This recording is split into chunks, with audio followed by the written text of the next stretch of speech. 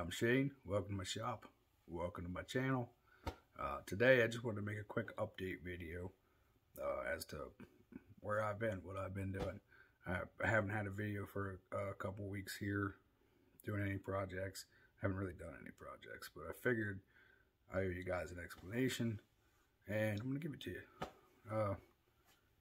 I've been buying a lot of tools, parts for tools, and making room for a fairly large machine that I recently acquired that I have some potential video content that could be interesting, fun, and informative for you guys. I did want to take you around the shop and show you some of the investments that I made, the things that I found, some of which I never thought I'd ever find, but I did. They need a little work, but I guess I'll share that with you now, and then maybe we'll work on over to the new machine. I'll share that with you, my plans for that, things that I need to do to that, which translates to upcoming video content for you guys to watch and enjoy.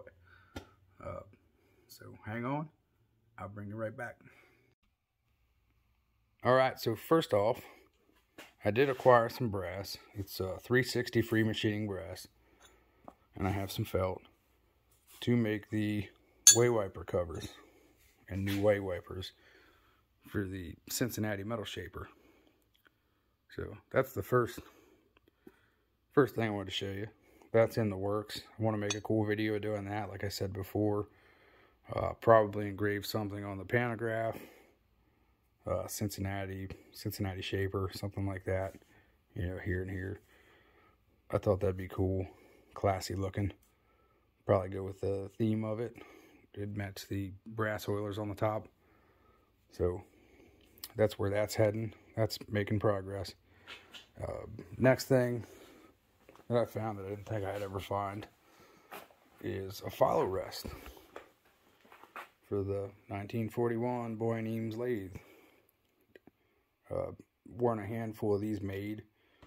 You barely ever see them, and I just happened to stumble on a guy on the marketplace selling the exact same lathe that was in a whole lot worse condition. And then in a separate ad, he was selling a follow or a steady rest. So I got a hold of him. I showed him a picture from the original brochures that came with these lathes. A picture of what that follow rest looks like, and the next day he sent me a picture of that steady rest right there. So I drove the next state over a few days later and picked it up. But yeah, I didn't think I'd ever find one of those. There's work to be done on that too, because somebody had made or tried to make roller fingers for it, but if you put them on, they're kind of facing the complete wrong direction. So I'll probably make a standard set that doesn't have rollers. That'll allow me to have like this full 2-inch capacity, and then I'll make a set with some smaller rollers that are actually facing the right direction for, you know, shafts that are a little more prone to getting galled up. Plus, I think it'd be good to have, and I'll probably make a set of roller tips for that steady rest too. So that's the one thing, and that's another video idea. The next thing, if you follow me on Instagram, you probably already saw it, and you already knew. But I did get off of Doug from Metalworks Machine Shop. He has a YouTube channel. If you don't follow him, check him out. Pretty good channel. Pretty good guy.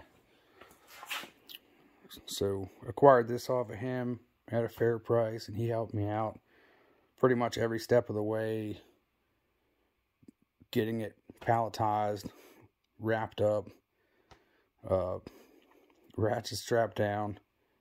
Pretty sure that the shipping that he put it in could have withstand a tornado. things I need to do for that, I need to make a drawbar. And this is the heavy duty head. This is NMT B50 taper spindle, the swiveling heavy duty head. So it's a welcome addition to that mill. It's not really pressing that I get it fixed, but I am going to clean it up and paint it, go through it. I did get it working freely. Everything looks pretty good on it. The casting looks great. I don't have the gear for it. I do need to make the gear, which I intend to do a video on making. I shared that on Instagram, and ended up having a conversation with Tyler Hagedorn, or Hagedorn. He has a Instagram account, but he also makes gears for these, for all the different attachments, and I think for some Cincinnati machines too, and sells them on eBay at what I think is a pretty fair price. Makes them out of 4340. He doesn't heat treat them. The originals are heat treated, but the originals were made to do production runs, so I really don't think that probably for what we're doing, it's not really that necessary to heat treat it. And I'm on the fence when I make mine, whether or not I'm going to heat treat it. I'm leaning towards probably, but I really don't think it's necessary. I think if you're looking for one, that's a good place to go. It's the only guy on eBay selling your different drive gears for your Kearney and truckers, and I believe other brands. But he reached out, and I was surprised. He wasn't just trying to sell me gear. He offered to help me making a gear, because I guess he had seen my helical gear cutting videos and enjoyed those, and I think he was correct in assuming I plan to make my own, but I really appreciated that. He seems like a swell guy. I actually spoke with him for about probably an hour. We went back and forth, and seems to know what's going on. He seems to have a pretty good handle on everything he's doing with them. And they look to be, built really well. It seems like their machine really nice, great surface finish. Just seems like a wealth of information, that guy. So if you're looking for one, I would say look to him. But I am stubborn, and I'm gonna make my own. Though I have gone back and forth on buying one off him because time constrictions. But yeah, so that's that. Aside from that, I mean, PJ Galati on Instagram had these Davis key cedar brooches for sale. He gave me a super good price on those, and they were here like 2 days later. They're in pretty good shape. So if he's watching, I guess I want to thank him. And that'll be the next thing, getting this cleaned up, wired up and working, and that'll be another capability of this shop. So moving on, the other thing I was doing that took most of my time was cleaning this bay that was formerly the annex bay, where everything that wasn't in the machine shop went. And I had to clean out a whole lot of room, put a little insulation on the ceiling, to bring home this Lucas number 41 horizontal boring mill, which I had to have because it was 12 miles from my house, and it's in pretty excellent condition. It's filthy. I spent the entire morning, actually most of the day, cleaning the oily, greasy film off of everything. But the ways are in pretty fair shape. All the lead screws are in really decent shape. They're not really thinned at all, which you'll have on a machine that's used a lot. from, you know, moving all the weight up and down of the head, or that extremely heavy saddle and table. A lot of times you'll get, you know, the threads on your lead screws are wore down where it runs the most, but I believe this machine mostly sat in this position here, and they would, you know, put that boring bar set up in, run it through this tail support, and in this jig they'd put gear sets, and just line bore gear sets. And I'm pretty sure the only thing that was used for years and years on this was the spindle. I don't think that they moved anything at all, really. So they left everything else in really, really good shape.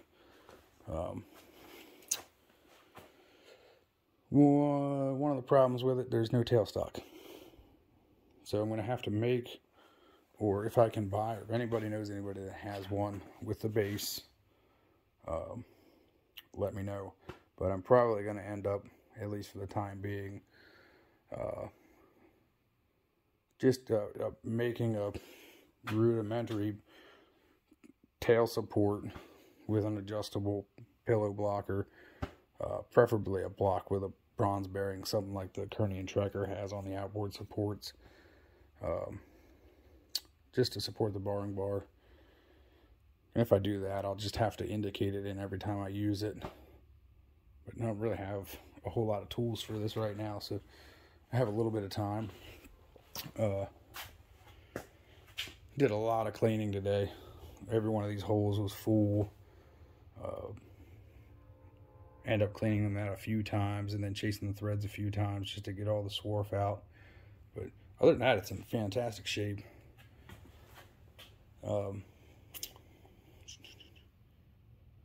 Been looking for, I don't know, maybe like a Narex or Wallhopter facing head with an MT5 mount that I could maybe use on this machine, and then some MT5 just Criterion boring heads, so I can do smaller short work, or until such time as I can do a full line bore operation with a tailstock. But honestly, yeah, I had to have it. I do have footage of it getting moved. It's like 18,000 pounds, which is just a hair above the capacity that I can legally move on a truck. On a truck that I have, anyhow. So I ended up having to pay riggers. If you're around Middletown area, Middletown, Pennsylvania, Hill Rigging and Storage is who I went with, and they did a fantastic job. Put it right where I wanted it. Really careful with it.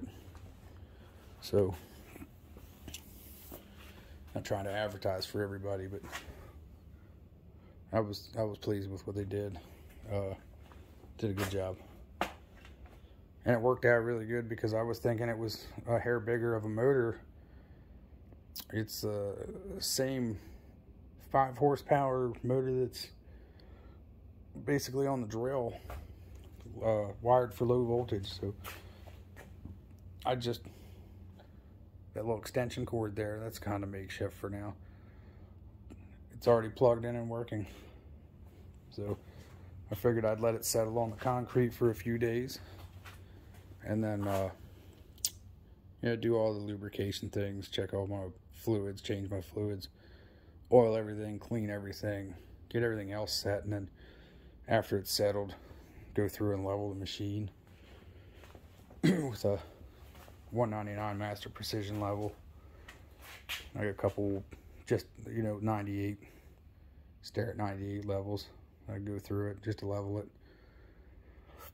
But that's the other thing that was, the table has, if you can see that, everything still has the planer marks. You still see light flaking on most parts, or the planer marks. Table has no gooners. Nobody crashed into it. Biggest issue with it is, while it was sitting with this jig on, I'm pretty sure this was a little bit of a workbench. So they'll just probably stone the highs down, clean it up a little more, and use it the way it sits. In my opinion, it's a pretty good machine. When it's running, it's quiet. It's quiet in all the gears. The spindle's quiet. It has a rapid traverse.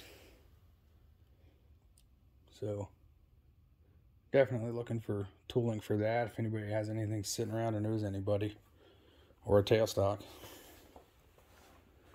But it'll be an interesting video if I have to make one. So I haven't decided how far I want to go with that. But yeah, that's the new machine. And I'm super stoked, super happy. And I think it's going to make some really cool videos. Either way. Definitely expanded my work envelope. Definitely expanded the type of work I can do. Or potentially will. So that's that. That's basically where I've been, just making room, cleaning the shop, trying to get ready for future things, future videos, future projects, and future work. So next, I got one more thing I want to talk about. I'm gonna cut you off here, take you out in the other bay, and get on that. All right. So maybe a little advantageous, because at this point currently I have 36 subscribers, and I appreciate each and every one of you. But I've been getting some good deals on tools and parts, and I've been putting a little pile together. That's gonna at current, it's gonna grow, but at current it consists of a brand new in box 196 back plunge indicator, like brand new. It includes the large button on the back, and these three additional, see them, 3 additional tips that came in the box. Plus this is a point. It's just a fun point tip. Came in a box. Some of my stickers, these are still the old stickers.